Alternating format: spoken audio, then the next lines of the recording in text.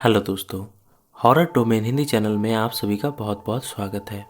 आज मैं आप लोगों को छलावा के बारे में एक रियल हॉरर स्टोरी सुनाऊंगा। जिन लोगों को पता नहीं कि छलावा होता क्या है, मैं उन लोगों को बता दूं कि छलावा एक ऐसी शैतानी शक्ति होती है जो कि रूप बदलने में माहिर होती है। छलावा अपने शिकार को किसी भी रूप में दिखाई देती है। अगर कोई देर रात को अगले दिन किसी को जाने की बात बताता है तो उसके पीछे छलावा लग जाता है।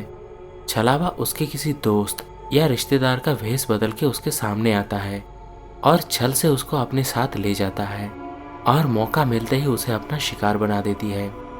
दोस्तों, छलावा के बारे में मैंने डिटेल में बहुत सारे वीडियोस बनाए हैं जहां पर मैंने छलावा को देखे जाने की सच्ची डरावनी घटना बताई है। दोस्तों, आज जो कहानी मैं आप लोगों को सुनाने जा रहा हूँ ये मेरे एक दोस्त के साथ घटा था। तो आगे की कहानी मैं आप लोगों को मेरे उस दोस्त के पॉइंट ऑफ व्यू से सुनाऊंगा। मेरा नाम रितेश है और मैं पश्चिम बंगाल के पुरुलिया डिस्ट्रिक्ट में रहता हूँ। मेरा घर पुरुलिया के काशीपुर में है।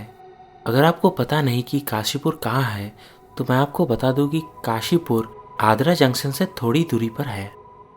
एक बार की बात है, मैं अपने बड़े भाई को आद्रा से पिक करके घर ले आने वाला था।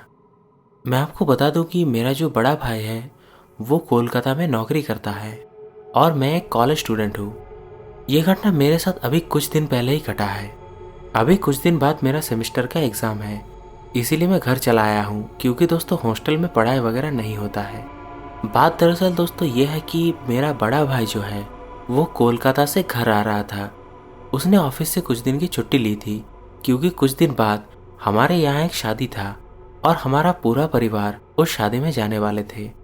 इसीलिए मेरा बड़ा भाई ट्रेन से कोलकाता से आ रहा था। हावड़ा जंक्शन से मेरा भाई आद्रा स्टेशन में उतरने वाला था। आद्रा स्टेशन से हमारा घर कुछ ही किलोमीटर दूर है, तो मैं उसे आद्रा स्टेशन से पिक करने वाला था।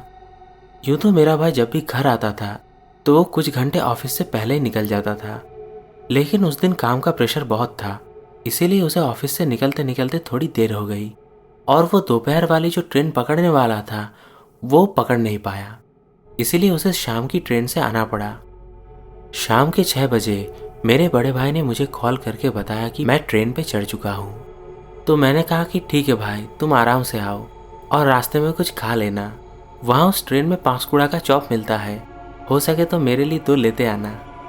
मेरे भैया की इस कॉल के बाद मैं निश्चिंत होकर पढ़ाई करने वाला था क्योंकि मुझे पता था अभी उसे घर आने में वक्त लगेगा। पढ़ाई करते करते अब रात के 10 बज गए थे।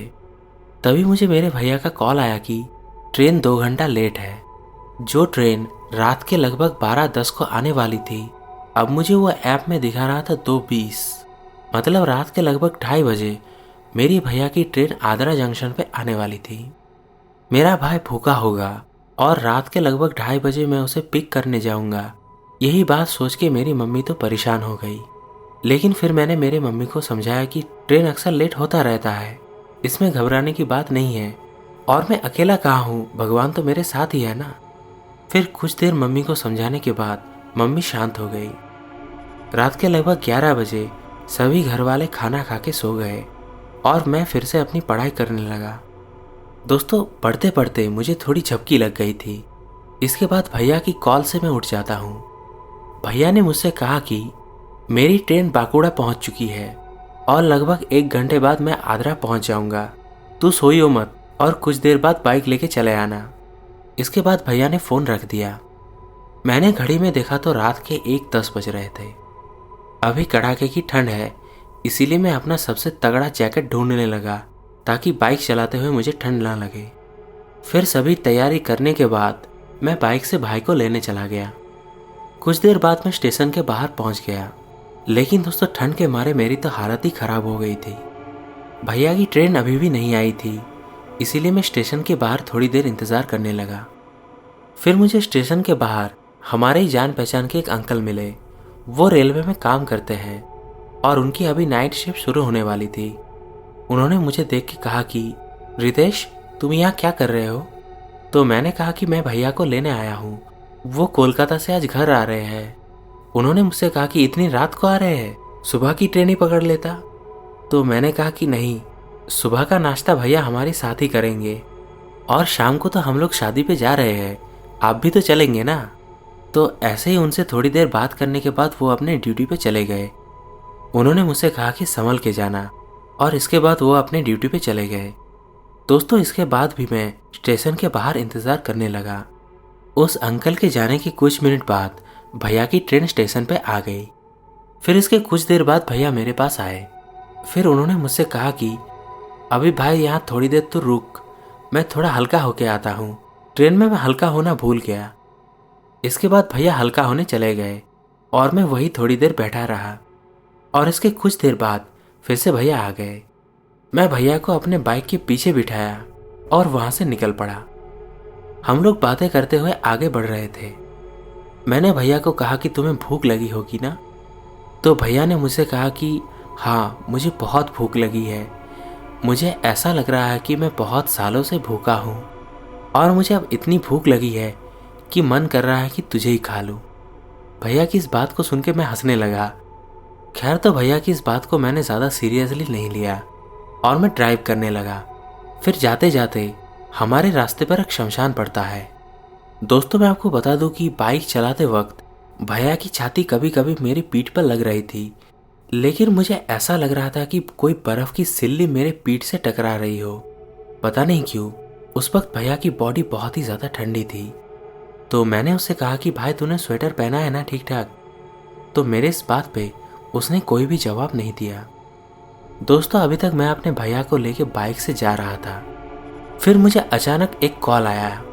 तो मैंने उस शमशान के पास अपने बाइक को रोक दिया और फ़ोन में देखा तो मैं हक्का बक्का रह गया। उस वक्त मेरे भाई का ही कॉल आ रहा था, लेकिन दोस्तों भैया तो मेरे पीछे बैठे थे। पता नहीं उस वक्त मुझे क्या लगा, मैंने वो कॉल उठा लिया। कॉल उठाते ही भैया ने मुझसे गरियाते हुए कहा कि कहाँ चला गया है तू? मैं यहाँ कब से खड़ा हूँ, ना यहाँ तेरी बाइक है ना तू है। मुझे इतनी रात को यहाँ अकेला छोड़ के तू कहाँ भाग गया है? जल्दी आ, मुझे ठंड लग रही है और भूख भी बहुत तेज लगी है भाई। दोस्तों कॉल पे मेरे भैया खुद मुझसे बात कर रहे थे और मैं सामने अपने भैया को देख पा रहा था। उस वक्त आप समझ ही सकते हैं कि मेरी हालत कैसी हुई होगी। मैं समझ नहीं पा रहा था कि ये मेरे साथ हो क्या रहा है। दोस्तों उस फोन को रखने के बाद मैंने भैया की ओर देखा जो कि मेरे सामने खड़े थे, और मुझे ये समझने में देर नहीं लगी कि मेरे सामने जो खड़ा है वो मेरे भैया नहीं बल्कि एक छलावा है, जो कि मेरे भैया का भेष बदल के मुझे मारना चाहता है। लेकिन मैं डरा नहीं दोस्तों, क्योंकि मैं उस वक्त शमशान में खड़ा था और शमशान में काली माता का मंदिर होता है, और मुझे इतना यकीन था कि भगवान मेरे साथ है और मुझे कुछ नहीं होगा। और ये वक्त डरने का नहीं बल्कि डट के सामना करने का है। इसके बाद मेरे सामने खड़े भैया के उस छलावा ने मुझसे कहा कि यहाँ से जल्दी चलो, यह मुझे अच्छा नहीं लग रहा। मैं समझ गया था कि क्यों उसे अच्छा नहीं लग रहा है, क्योंकि यहाँ काली माता का मंदिर है और मैंने मेरे गले में भी बजरंग बली का लॉकेट पहना हुआ है। दोस्तों शायद इसीलिए वो छलावा अब तक मेरा कुछ नहीं बिगाड़ पाया था। इसके बाद दोस्तों मैंने उस छलावा को अपने बाइक पे बिठाया और बाइक लेके शमशान में काली माता के मंदिर के पास जाने लगा। दोस्तों मैं मंदिर के करीब जितना जाने लगा, मेरे पीछे बैठा वो छलावा उतनी जोर से चीखने लगा, और जब मैं मंदिर के एकदम करीब चला गया तब वो छलावा मेरे पीछे इतना जोर से चीखा कि मेरे तो मानो कान के पर्दे फट गए। क्योंकि दोस्तों सर्द रात की उस शांति के बीच उस छलावा का चीखना मेरे कानों को चीरते हुए मेरे दिमाग तक पहुंच रही थी। इसके बाद दोस्तों जब मैंने अपनी बाइक काली माता के मंदिर के पास रोक दी तब वो चीख अचानक बंद हो गया। फिर मैं पीछे मुड़ के देखा तो वहाँ कुछ नहीं था। दोस्तों इसके बाद मैंने भगवान को प्रणाम किया और भगवान का नाम लेके वहाँ से बाइक घुमा के भैया को लेने चला गया। दोस्तों जब मैं अपने भाई को वहाँ से पिक करके ले आ रहा था तब मैंने मेरे भाई को कुछ नहीं बताया था। फिर जब हम दोनों घर पहुँचे तब रात के लगभग 3:30 बज गए थे। घर पहुँचने के बाद मैंने मेरे भैया को सभी बात बता दिया। तो भैया ने मुझसे कहा कि तुझमें तो बड़ी हिम्मत है, भाई किसका है, चल अभी सो जाते हैं, इतनी रात को खाना खाऊंगा तो गैस हो जाएगा। दोस्तों इसके बाद हम दोनों सो गए। तो दोस्तों ये था मेरे दोस्त के साथ घटी छलावा को देखे जाने की एक बिल्कुल सच्ची डरावनी घटना। दोस्तों अगर आपको आज की ये कहानी पसंद आई है तो आप मेरे चैनल के बाकी छलावा के हॉरर स्टोरीज भी ज़रूर सुनना, आपको ज़रूर मज़ा आएगा। दोस्तों, क्या आपका सामना कभी छलावा से हुआ है? आप हमें कमेंट्स में ज़रूर बताइए। मिलते हैं आपसे अगली वीडियो में।